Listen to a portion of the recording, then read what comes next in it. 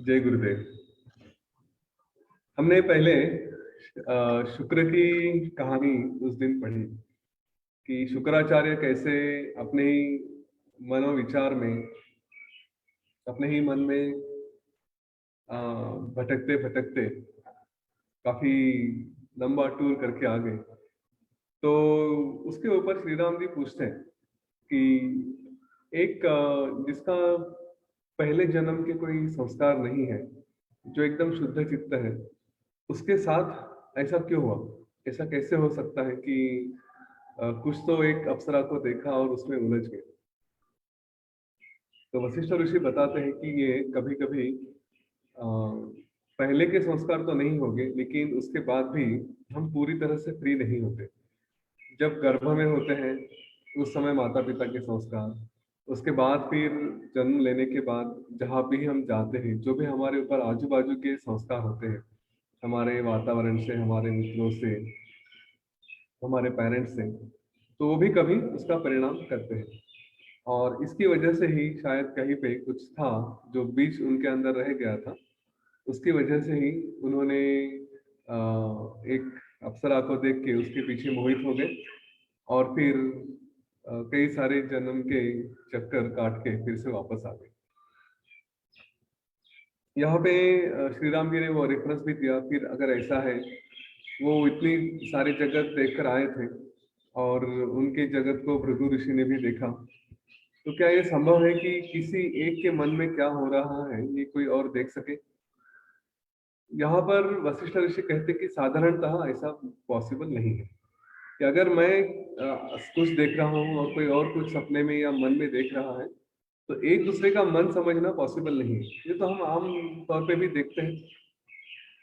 हमारे यहाँ जितना भी हम अपने आप में इंटरेक्शन करते हैं, बातें करते हैं, तो हमने देखा है कि एक दूसरे के मन में क्या चल रहा है ये नहीं समझ सकते। और इसी की वजह से कई बार ऐसी समस्याएं आती है कि जहाँ पे सो कॉल्ड मिसअंडरस्टैंडिंग हो जाता है। हम कभी कभी हम मतलब कोई भी उसमें कभी गुस्सा होते हैं, कभी नाराज हो जाते हैं, क्योंकि दूसरे के मन को समझते ही नहीं। और दूसरे के मन को समझना इतनी आसान बात भी नहीं होती है ना, क्योंकि दो तरह के जगत कहे गए हैं, एक अंदर का जगत है, एक बाहर का जगत है। बाहर का जगत तो हम सब लोग देखते हैं। सब अगर कोई सांप को देख के डर रहा है तो देख सकते हैं कि हाँ सांप है, उसको डरने की बात है, समझ सकते हैं। लेकिन कभी कभी अंदर के मन भी, अंदर के विश्व भी ऐसे होते हैं कि जो हम नहीं समझ सकते। कि किसी साधारण सी बात को हम कहते हैं "अरे, इतनी सिंपल सी बात है, तुम क्यों नहीं समझ रहे हो"। ये प्रश्न हमारे मन से कई बार निकल जाते हैं, क्योंकि उसके मन का विश्व ही अलग होता है, ये नहीं समझ सकते। फिर भृगु ऋषि ने कैसे देखा कि इसके मन में क्या हुआ, ये क्या क्या करके आया। तो यहाँ पर ऐसा बताया गया है कि आपकी जो वासना होती है उसके ऊपर थोड़ा काम होता है। जिनका तप अच्छा है, जिनकी साधना अच्छी है, या यूं कहे हमारी भाषा में कि जिनकी एनर्जी अच्छी है, जो प्यूरिफाइड है, वो जैसे साधु लोग होते हैं, संत होते हैं, गुरु होते हैं, वो अपने से थोड़ी निचली स्तर की जिनकी वासना है, जिनकी भावना होती है, उनके मन में जाकर देख सकते हैं। तो श्रेष्ठता से नीचे की तरफ जर्नी पॉसिबल है। वो ऊपर से नीचे आ सकते हैं, देख सकते हैं क्या चल रहा है अपने शिष्य के मन में। यहाँ तक कि वो शिष्य के मन में जाकर भी उसके अंदर जाके उसको बोध भी कर सकते हैं।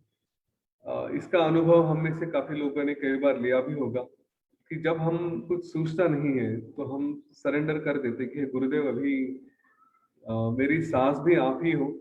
ये जो भी सो कॉल्ड अस्तित्व है, 7 स्तर है हमारे अस्तित्व के, ये सारे अस्तित्व आप ही के हाथ में है। तो जिस लेवल पे जाकर जो कुछ भी करवाना है वो करवाइए, लेकिन अभी मुझसे कुछ अच्छा ही करवाइए, क्योंकि मुझे थोड़ा भ्रम हो रहा है, क्या करूँ समझ में नहीं आ रहा। तो इस बात का अनुभव हम में से कुछ लोगों ने लिया होगा कि सब कुछ छोड़ दिया। तो जैसे कहा जाता है कि हमें अनुभव भी आता है कि कुछ तो अंदर हुआ और जिससे अच्छे डिसीजन हो चुके, अच्छी बुद्धि आ गई और हमारे हाथ से अच्छे कार्य भी हुए हैं। ये समर्पण भाव होना चाहिए। अगर हमारा समर्पण भाव नहीं रहा ना, तो फिर गुरु क्यों आएंगे? पहले तो हमें खाली हो जाना चाहिए कि हाँ ले लो, अभी कुछ करना है तो करो, अभी मुझसे नहीं हो रहा है, मुझे वो बुद्धि भी दे दो।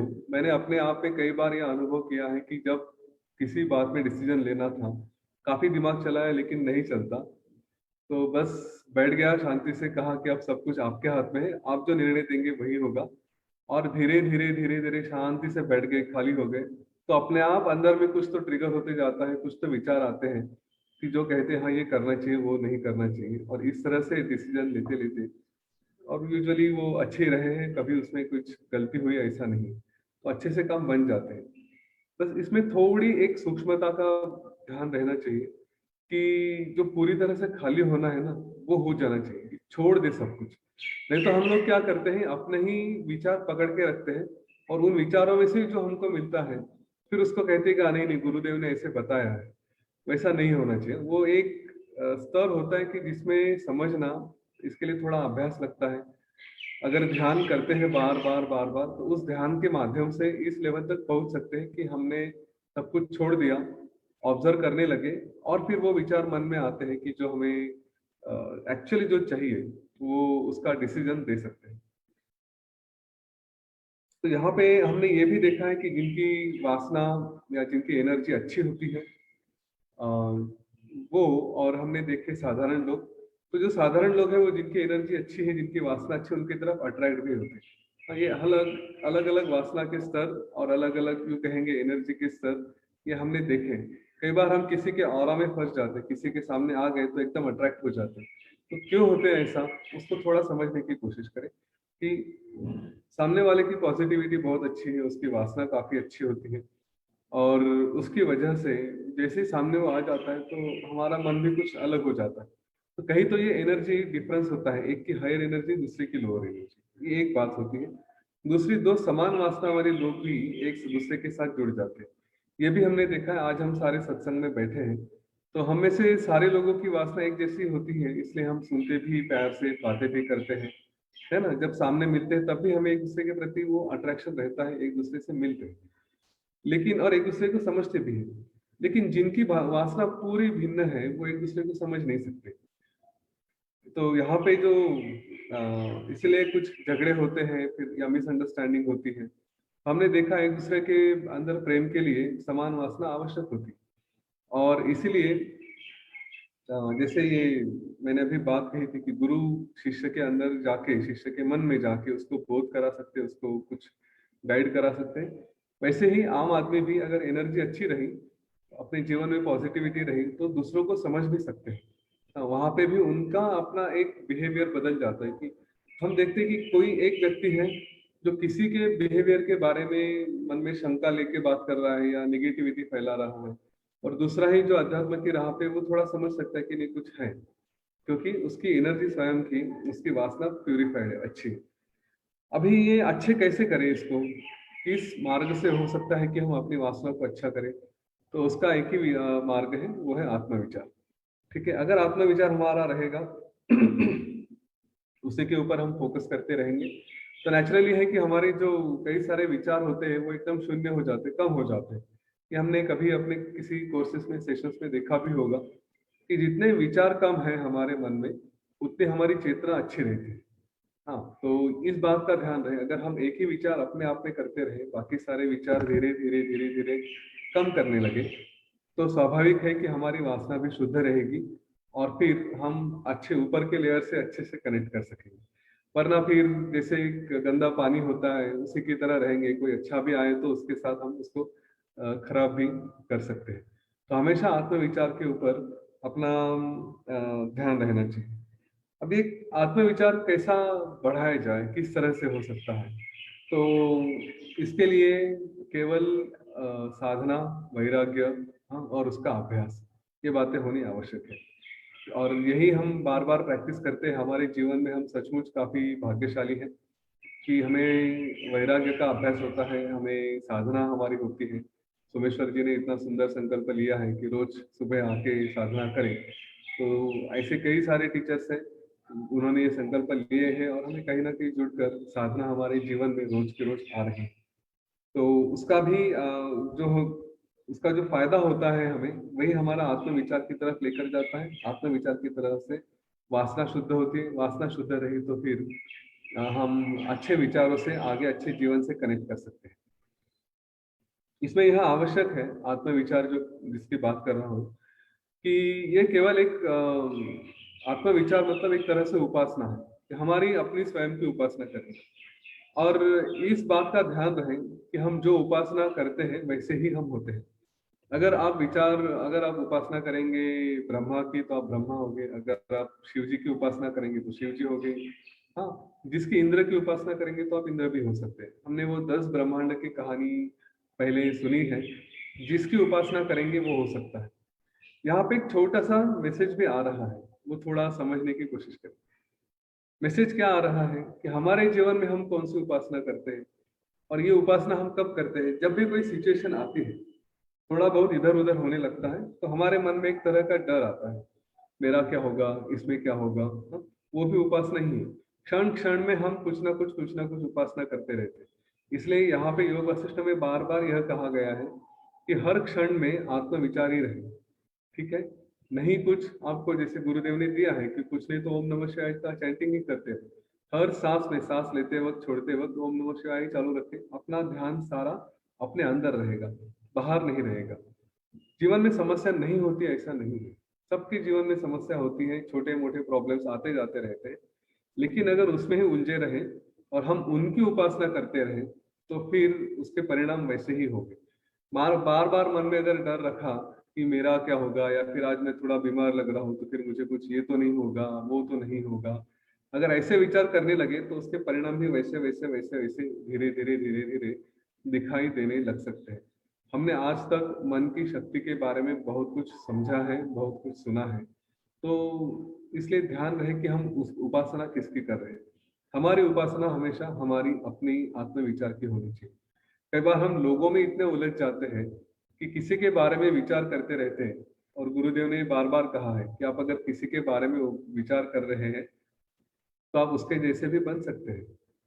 सही है ना, क्योंकि यही मंत्र दिया है कि उपासना आप किसकी कर रहे हैं। आप अगर किसी व्यक्ति की जो आपको आपको जो पसंद नहीं है उसकी उपासना करने लगेंगे तो उसके जैसे बनेंगे। इसलिए ये अवेयरनेस होना चाहिए कि अपने आप में अंदर में ही रहे और उपासना अपनी करें। अब सब कुछ है, आपके पास ये ज्ञान आ चुका है, सब कुछ है, अध्यात्म शक्ति नहीं है। ठीक है, ये जो सारी बातें तो समझ गई, लेकिन केवल बातों में ही है, शब्दों में ही है। अगर ऐसा रहा, उसके साथ साधना नहीं है, अभ्यास नहीं है, तो हम सावध नहीं रहते। और जब हम सावध, हमारा चित्त सावध नहीं रहेगा तो कुछ क्षणों में हम ऐसी ऐसी स्थितियों में जा सकते हैं कि जहाँ पे हमारा नुकसान हो सकता है। शुक्र का एक उदाहरण था कि एक झलक में उसने सारा अपना जो भी सत्व था वो खो खो दिया, कहीं तो फंस गया और उलझ गया। तो ऐसे ही एक कहानी वशिष्ठ ऋषि बताते हैं कि जहाँ पे सब कुछ शक्तियां हैं हमारे पास, लेकिन वो अध्यात्म का ज्ञान नहीं है, और वो ज्ञान नहीं है तो कैसे नुकसान हो सकता है, उसकी एक सुंदर सी कहानी है। यह कहानी है एक राजा की जिसका नाम था शंबरासुर। यह शंबरासुर पाताल में राक्षसों का राजा था और बड़ा बलवान था। उसके पास सब कुछ था, सारी संपत्तियां थी। उसने माया से ही अपने राज्य में जो जो चाहिए वो सब कुछ निर्माण करके रखा था। और ये इतना बलवान था कि बार बार देव लोगों से युद्ध होता था तो उसमें ये उनसे जीत जाता था। फिर देव लोग उसको बार बार परेशान करने लगे, तो यह कभी बाहर गया, कहीं चला गया तो उसके नगर पे हमला करके देव लोग उससे जीत जाते थे, उसका नुकसान करते थे। तो यह सब देख के एक दिन वो बहुत चिढ़ गया और उसने जाके स्वर्ग के ऊपर हमला कर दिया। स्वर्ग में जब हमला किया तो वहां पे देखा ये सारे देवलोग कहीं तो छुप गए थे। इसने बहुत प्रयत्न किया उन्हें ढूंढने का, लेकिन सारे देव कभी मिले नहीं। तो शंबरासुर ने जाके उनके स्वर्ग को जो भी था सारा लूट लिया, उनको आग लगा दी। और इसलिए देव लोग बहुत चिढ़ गए और फिर से उनका युद्ध शुरू हो गया। अब ये बार बार के युद्ध से ये शंबरासुर परेशान हो गया। इसने कहा कि कुछ तो ऐसा करना चाहिए कि जिससे ये देव मुझसे कभी जीत ही नहीं सके। तो उसने क्या किया, उसने अपने ही शक्ति से, माया शक्ति से 3 राक्षस निर्माण किए। और ये 3 राक्षस बड़े बलवान थे। इनका एक का नाम था दाम। दाम इसलिए था कि यह राक्षस देवों का दमन करने में सक्षम था। देव अगर आते हैं तो उनको हराने में, उनसे लड़ने में वो काफी सक्षम था। दूसरा का नाम था व्याल। व्याल मतलब जो चारों तरफ से घेर लेता था, देवों की जो सेना थी उसको घेर लेता था सांप के जैसे, इसलिए उसका नाम था व्याल। और तीसरा नाम था कट।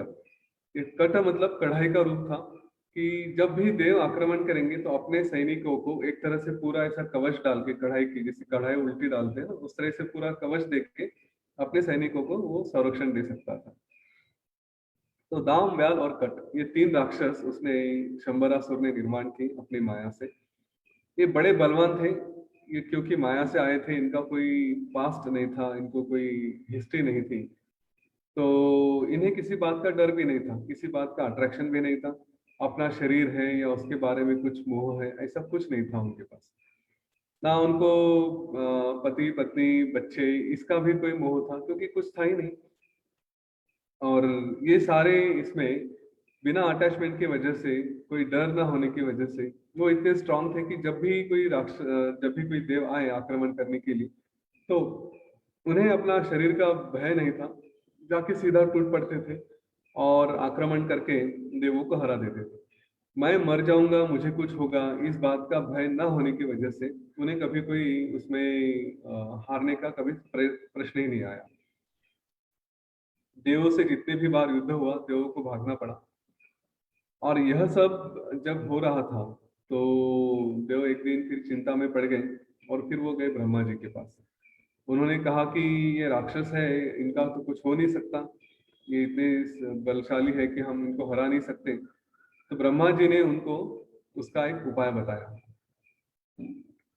ब्रह्मा जी ने उपाय क्या कहा, कि देखिए इनको कोई डर नहीं है, और हमें इस बात को समझना चाहिए, इसके बारे में बाद में बताऊंगा, कि डर नहीं है ना, तो आप इनको कुछ नहीं कर सकते। हमने यह एक छोटा सा पॉइंट पहले भी विदुरथ का और सिंधु राजा की जो लड़ाई हुई थी उसके बारे में भी मेंशन किया था, कि युद्ध में जिसको डर नहीं होता वो जीतने की पॉसिबिलिटी ज्यादा होती है। तो ब्रह्मा जी को फिर देवताओं ने पूछा कि क्या करें। तो ब्रह्मा जी ने कहा कि देखिए, इनके अंदर, ये भले ही इनको आ, डर नहीं है, इनको शरीर का भान नहीं है, लेकिन इनके पास ज्ञान भी नहीं है। तो संस्कार जब इनके टूट जाएंगे, या हम अलग संस्कार इनके ऊपर बार बार करेंगे, तब इनके अंदर कभी तो वो ईगो, कभी तो अभिमान जागरूक होगा। और वह अभिमान जब जागरूक हो जाएगा, तब ये अपने आप के बारे में चिंता करना शुरू करेंगे। तो आपको क्या करना है, कि आपको इनसे लड़ाई करते रहनी है, बार बार नाटक ही करे लड़ाई का। आपको ये सारा जो शस्त्र इकट्ठा करने हैं, जमा करने हैं, उसके बाद हमला करना है, ऐसा नहीं है। जाके छोटे छोटे हमले करो, वो फिर से आके आपसे लड़ने लगेंगे। और एक दिन धीरे धीरे धीरे धीरे उनमें वो अहम भाव आ जाएगा, कि मैं कुछ हूँ, ये देवता मुझसे जीत नहीं सकते, मैं जीत सकता हूँ। ये जब उनके अंदर अहम आ जाएगा, उसके बाद फिर उनका नाश होना संभव है, तब तक आप उनको कुछ नहीं कर सकते। तो देवताओं ने ऐसे ही किया। उन्होंने बार बार उनके ऊपर हमला करना शुरू कर दिया, आक्रमण करते गए। छोटा सा आक्रमण करते थे, ये दैत्य लड़ने के लिए आते थे, और फिर देवताएं सारे जाके छुप जाते थे। तो ऐसे ही परेशान होने लगे, लेकिन धीरे धीरे जैसे जैसे बार बार लड़ाई जीतने लगे, तो उनके अंदर फिर, इन दाम, व्याल और कट, इन राक्षसों के अंदर वो एक विश्वास जगने लगा, कि अरे देखो, हम कितने श्रेष्ठ हैं, हाँ, हम देवताओं से भी जीत जाते हैं। और वो अभिमान जैसे आने लगा, तो उस अभिमान के साथ, बड़ी दुर्भाग्य की बात है कि अभिमान के साथ फिर अटैचमेंट भी आ जाती है। जैसा अभिमान आ गया, अटैचमेंट आने लगी, कि अरे ये सारा मेरा है, मैं इतना संपत्तिशाली हूँ, मैं इतना बलवान हूँ, ये सारी मेरी प्रॉपर्टी है। हाँ, इसमें उलझने लगे। जैसे ही इन सारी चीजों में उलझने लगे, उनका परिवार भी था, परिवार में भी उलझने लगे। फिर धीरे धीरे धीरे धीरे मन में डर आने शुरू हो गया। युद्ध तो कर रहा हूँ, आज तो जीत रहा हूँ, लेकिन कल जाके कभी हार गया तो, कल जाके कभी मुझे कुछ हो गया तो, अगर मर गया तो फिर मेरे परिवार का क्या होगा। हाँ, हम में से कुछ लोगों ने ये डर देखा है, कि अगर कुछ करना है तो करते समय हमें डर आ जाता है, कि करूंगा तो सही, लेकिन कुछ गड़बड़ हो गई तो फिर मेरे परिवार का क्या होगा, इसका क्या होगा, उसका क्या होगा। हाँ, ये, या फिर मेरी इतनी सारी इन्वेस्टमेंट बना के रखी है, उसका क्या होगा।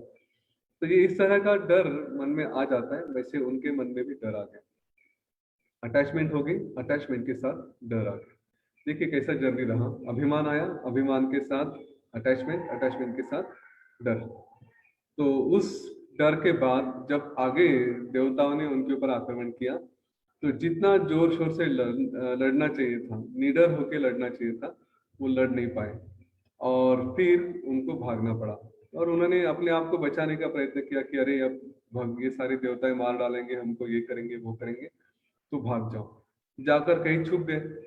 छुपने के बाद उनको यह समझ में आ गया कि अभी हम हार गए हैं, और जिस कारण से हमें शंबरासुर ने बनाया था, तो उस कारण से अभी हम उनका समाधान नहीं कर पाएंगे। तो स्वाभाविक है कि शंबरासुर भी हमें आ, मार डालेगा, हमारा नुकसान कर देगा।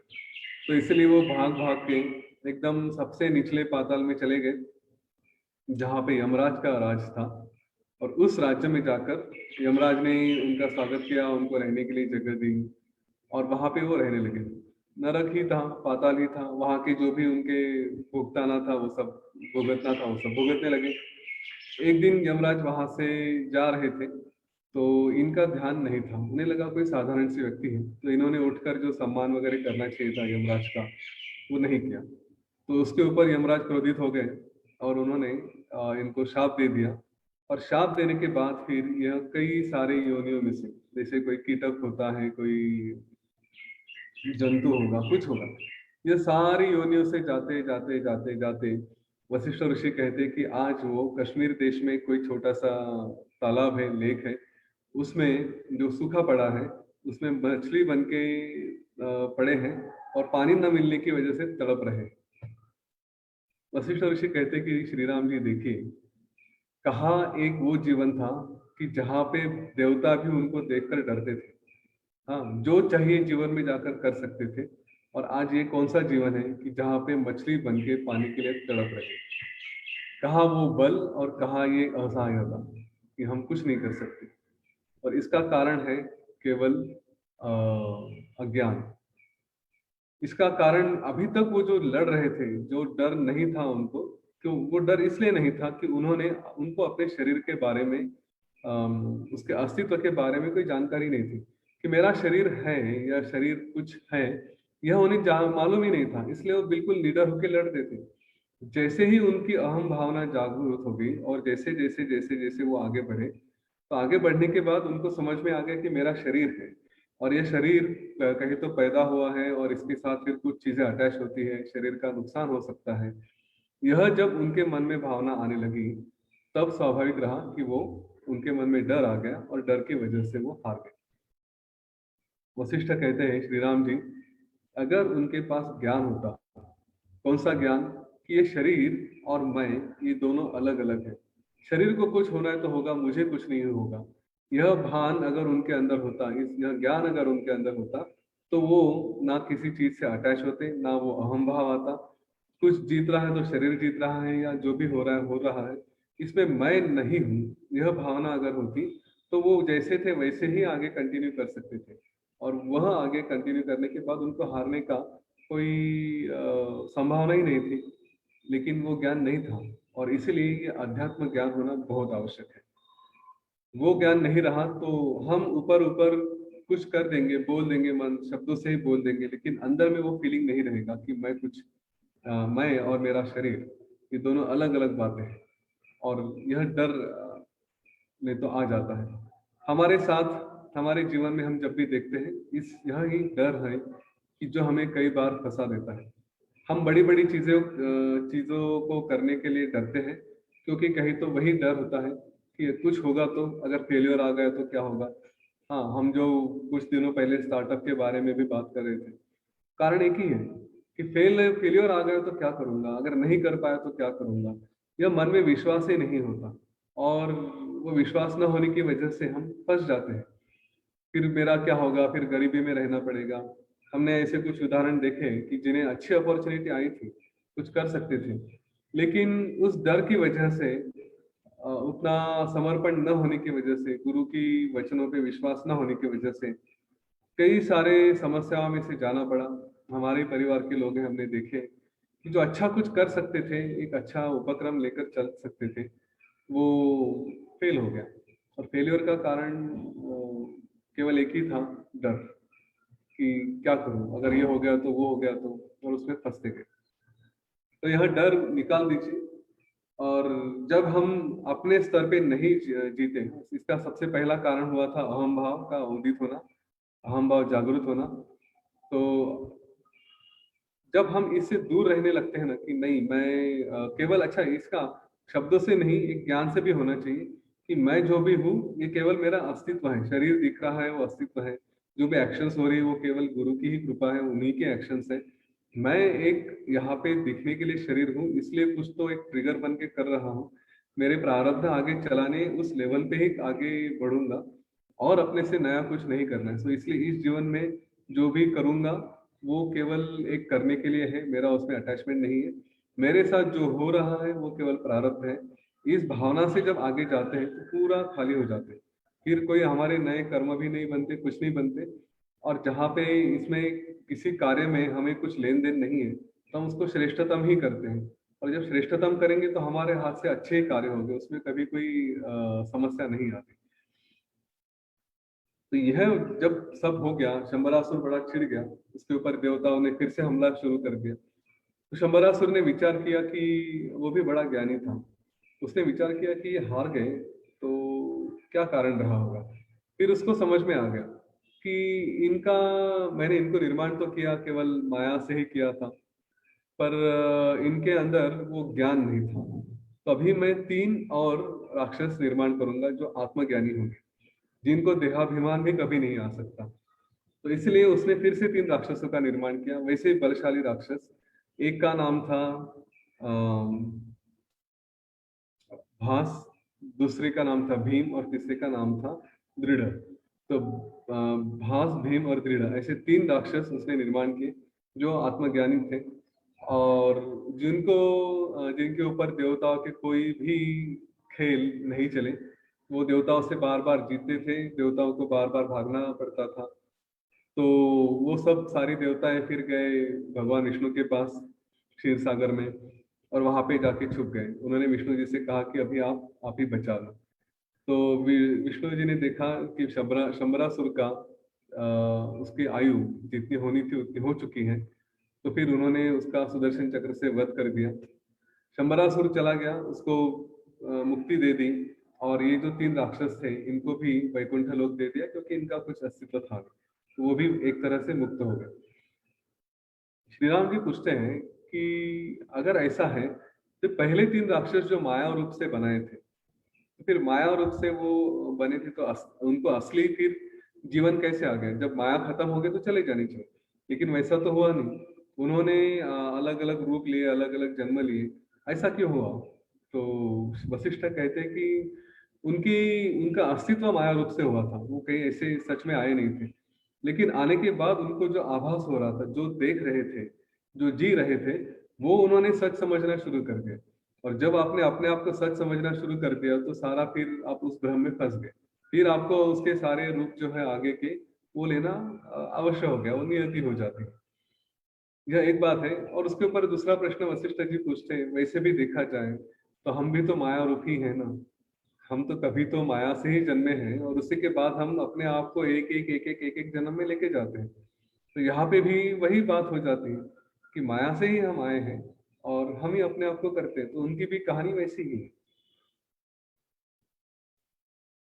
इसीलिए आत्मज्ञान यह आवश्यक है। और यह बड़ा आश्चर्य है कि इतना इतने सारे जन्म लेने के बाद भी बार बार इसी बातों से गुजरते हैं, और इसी में फंसते हैं। वो कभी मन भरता ही नहीं कि अब तो छूटे, अब तो छूटे। हाँ, और छूटने के लिए कभी इच्छा होती है, कभी कभी कुछ छोटी मोटी घटना जीवन में घट जाती है ना, तो ऐसा लगता है कि नहीं चलो निकल जाते हैं, बहुत हो गया। थोड़ा वैराग्य कुछ क्षणों के लिए आता है, बस थोड़ी देर से वो वहां से निकल गए, दुनिया देखने लगे तो फिर से दुनिया में अटैच हो जाते हैं। मुझे सचमुच आश्चर्य लगता है कि इंसान को, मतलब इंसान बोर क्यों नहीं होता? इतना सब कुछ हो रहा है, क्या लगता नहीं ऐसा? अरे हो गया यार, कितने जन्म इसी में से गुजरने हैं, कितने जन्म इसमें फंसना है। अब तो रुके, अब तो सोचे कि मैं कौन हूँ, यहाँ से थोड़ा बाहर निकलना चाहिए। अब तो इन मोहों से, भोगों से एक छुट्टी होनी चाहिए। भोग हमको फंसा रहे हैं या मोह हमको फंसा रहे हैं, क्या इतना कॉमन सेंस नहीं आता?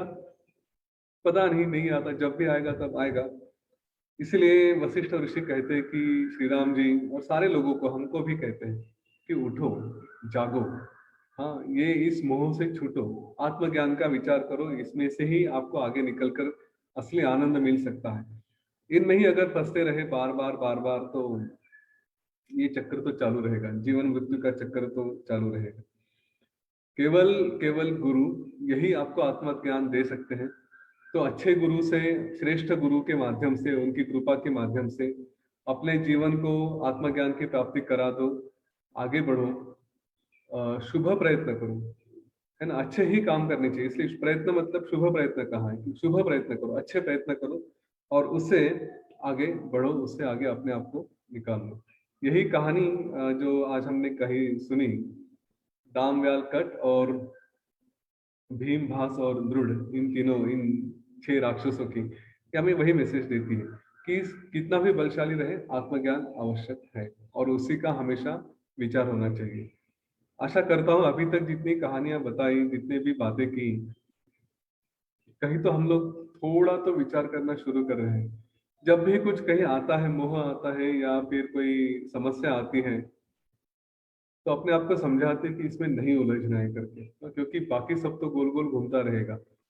तो कभी ये विचार आ रहा होगा, अगर इतना भी ट्रिगर हो रहा होगा आपके मन में, तो समझूंगा कि ये जो सत्र अभी तक चले हैं, आगे भी चलेंगे, तो इसका कुछ तो यश है, कुछ तो प्राप्ति हुई है कि किसी के मन में, कुछ लोगों के मन में वो विचार जागरूक हो रहे कि नहीं, छूटना चाहिए, बस हो गया आप, है ना।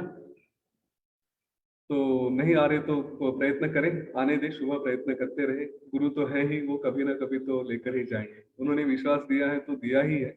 हमको अपनी तरफ से थोड़ा प्रयत्न करके जरा गाड़ी को गियर में डालना है। ओके, तो हम कल मिलेंगे फिर, आज के लिए रुकते हैं। जय गुरुदेव। हाँ, ठीक है। हाँ, कोई बात नहीं। नहीं, मुझे जैसे योग वशिष्ठ के बारे में ही बोलना था कि जैसे इनिशियली स्टार्ट हुआ था तो थोड़ा कंफ्यूजिंग लग रहा था और समझ में नहीं आ रहा था कि क्या चल रहा है, क्या बोलना चाहते हैं। लेकिन जैसे अभी अपने सेशन हो रहे तो काफी क्लियर हो रहा है। जैसे मैंने भगवत गीता भी पढ़ी हुई है तो मैं मोस्टली वो कंपैरिजन होता है कि उसमें क्या बोला यार, अभी इसमें क्या बोल रहे हैं। तो अभी ऐसे लग रहा है कि Yoga Vasishtha is like mastering, we are doing mastering. जैसे अपना ग्रेजुएशन, अगर हम लोग भगवत गीता पढ़े तो we are complete our graduation, और अभी योग वशिष्ठ पढ़ रहे तो आई एम फीलिंग कि आई एम डूइंग मास्टरिंग। तो ये जो नॉलेज आप दे रहे हैं ना, इसे सो मतलब शब्द नहीं है, और इतने सिंपल तरीके से आप जो समझा रहे हैं ना, और मेनली आपने जो माइंड पे बोला है ना, दैट इज मतलब वो बहुत जरूरी है, क्योंकि वही सब काम कर रहा है और उसके बारे में जीरो नॉलेज है।